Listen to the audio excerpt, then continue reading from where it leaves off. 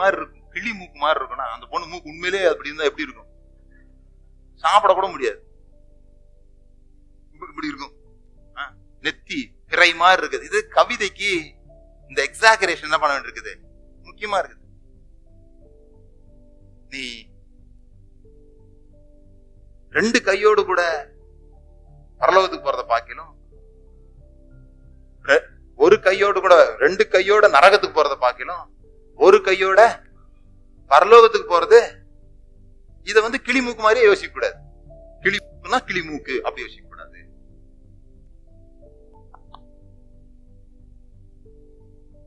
Exaggeration.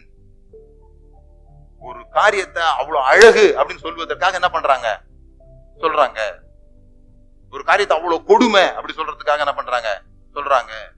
தலைக்கு மேல வேலை இருக்குது, முடி வெட்டுற வேலையா இல்லதானே? தலைக்கு மேல வேலை லிட்டரலா முடி வெட்டுற வேலையை சொல்றாரு, அப்படி யோசிக்க கூடாது.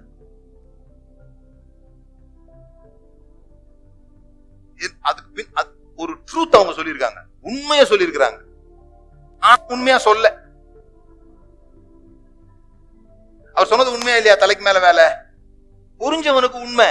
அவர் என்ன சொல்ல வந்தாரோ அதை அப்படியே புரிஞ்சுக்கிட்டவனுக்கு உண்மை. அவர் என்ன சொல்ல வந்தாரோ அதை இவன் புரிஞ்சுக்கிட்ட மாதிரி புரிஞ்சவனுக்கு பொய்.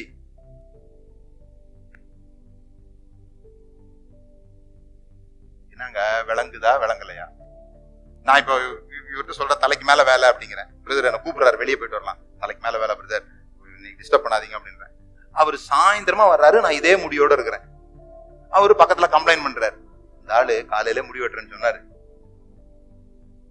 ஏமாத்துறதுக்காக இப்படி சொல்லிவிட்டாரு, பொய் சொல்றாரு அந்த ஆளு, எல்லாம் பிரசங்கம் பண்றாரு, பொய் சொல்றாரு. நான் எங்க போய் சொன்னேன்? நீங்க என்கிட்ட கேக்குறீங்க, நீங்க பொய் சொன்னீங்களாமே. நான் எப்ப போய் சொன்னேன்? தலைக்கு மேல வேலைன்னு சொன்னீங்களா? ஆமாப்பா, நேத்து ஃபுல்லா நிறைய வேலை. ஓ, அத சொன்னீங்களா? இப்ப பக்கத்துல போய் சொல்லுங்க, ஓ அத சொல்லி இருக்குதா, ஓ அத சொல்லி இருக்குதா? அது இப்ப எல்லாரும் வசனம் வாசிங்க. யோவான் 2வது அதிகாரம், யோவான் 2வது அதிகாரம் 1 வசனம்.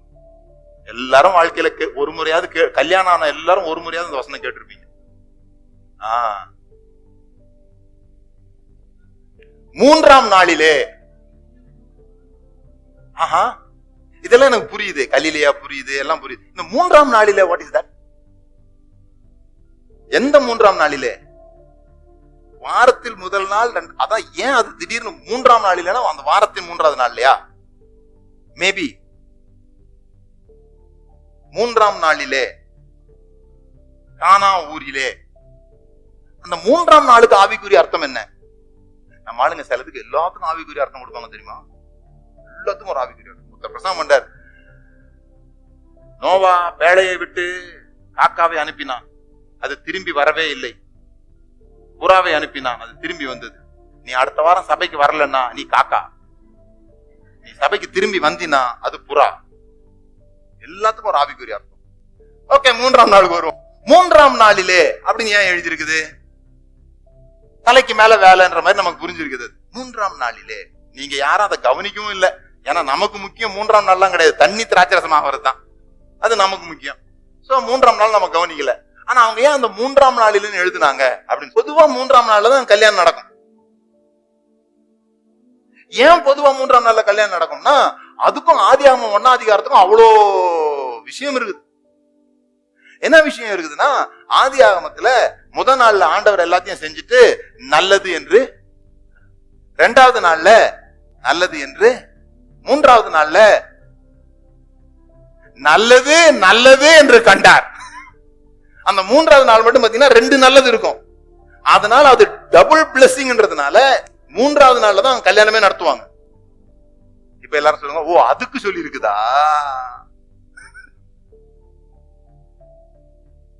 இப்ப இது புரியாம 3ஆம் நாளிலே இப்ப சில பேர் என்ன பண்றாங்க, அதுக்கு மேல உள்ள அதிகாரத்தை வாசித்துட்டு, மேலையும் கீழே வாசிக்கணுமா, அதுக்கு மேல உள்ளதை வாசித்துட்டு, இது நடந்து முடிந்த 3வது நாளிலே